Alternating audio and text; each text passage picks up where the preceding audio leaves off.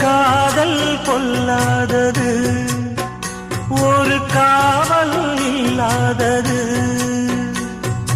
ஊதக்காத்தில் வஞ்சி மாது ஒத்தையிலே வாடும் போது போர்வை போல பொத்தி அணைப்பே.